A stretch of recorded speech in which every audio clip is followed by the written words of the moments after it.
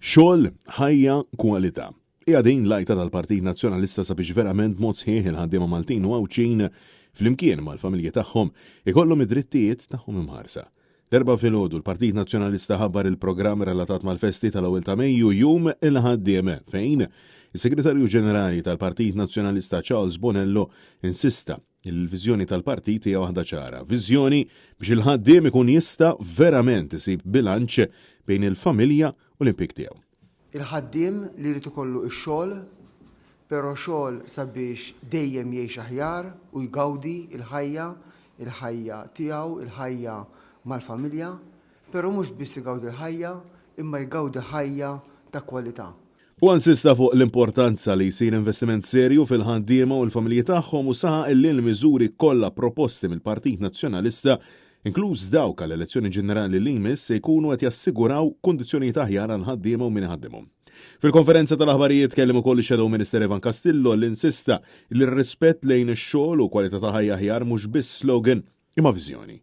U spjega li l-Partit Nazzjonalista jrid jiggarantixxi l-investiment fil-ħaddiema u l-postijiet tax-xogħol bħal pereżempju fl-intelligenza artifiċjali.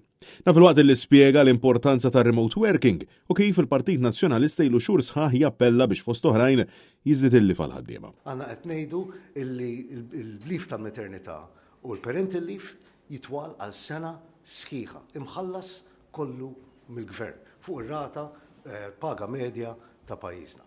Aħna qed ngħidu li dan jiġi estis ukoll għal self-employed għax dawk ukoll huma ħaddiema tagħna. Intant is-Segretarju Eżekuttiv Organizzattiv tal-Partit Nazzjonalista Stephen Caruana ħabbar numru ta' inizjattivi u attivitajiet li se jkun qed jorganizza l-Partit Nazzjonalista f'dawn il-jiem.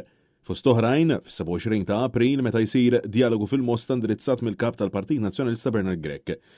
Stefan Caruana saħa illi fit-3 ta' Mejju se jkun qed jiġi organizzat dialogu ieħor trid darba fil-Pjazza tan-Nadur Għawdex u għall-ewwel ta' Mejju se tkun qed tiġi organizzata festa familja f'Taqali mis-satejn ta' wara nofsinhar il qudiem. Fejn ħadd tieħu forma ta' festa familja li mbagħad il-qudiem iktar tard matul il-ġurnata tkun l-attività tkun indirizzata mill-kap tal-partit Dr. Bernard Grech u allura tiżvolġi f'attività tal-massa.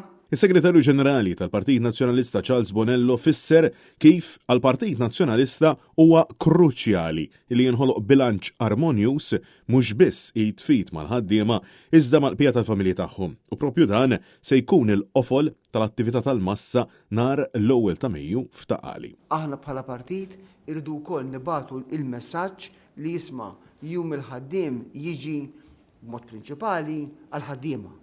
Però jiġi wkoll għal komplement tal-familja għaliex flimkien irridu ngawdu dak li l-ħaddiema Maltin u Għawċin irnexxilhom jakkwistaw u mbagħad jiġi gawdut ukoll flimkien mal-familja kollha. Francesco Catania, għall-News.